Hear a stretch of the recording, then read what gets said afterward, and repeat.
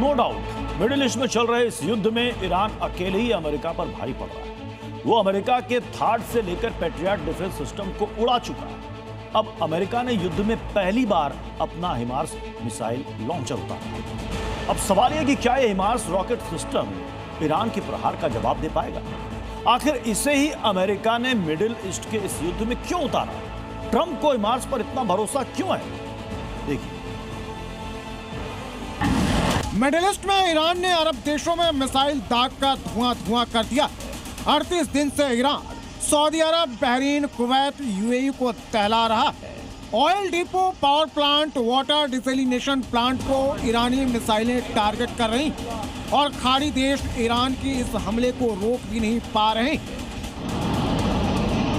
Iran ने सबसे ज्यादा मिसाइलें कुवैत पर दागी। कुवैत के ऑयल डिपो ईरानी मिसाइलों के निशाने पर।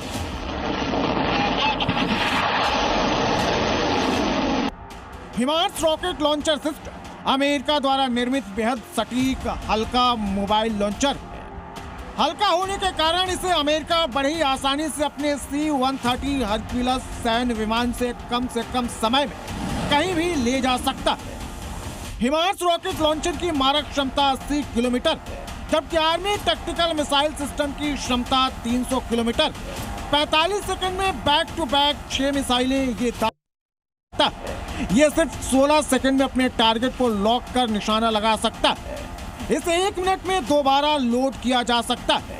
ये जीपीएस गाइडेड सिस्टम से लैस है। एक मिसाइल की कीमत है करीब 32 करोड़ रुपए। यूक्रेन में यही हिमार्स रॉकेट लॉन्चर रूसी मिसाइलों से लोहा ले रहा है।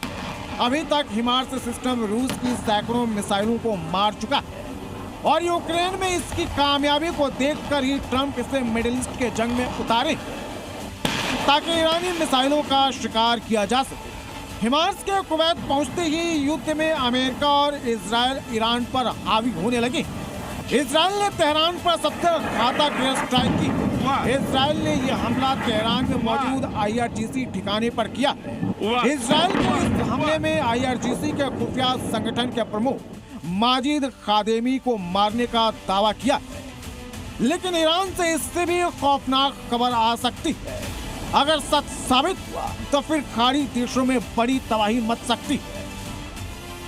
5 अप्रैल को बुशहर पावर प्लांट की एक इमारत पर मिसाइल अटैक हुआ और अब इसको लेकर इंटरनेशनल एटॉमिक एनर्जी एजेंसी ने बड़ी चेतावनी जारी कर दी है।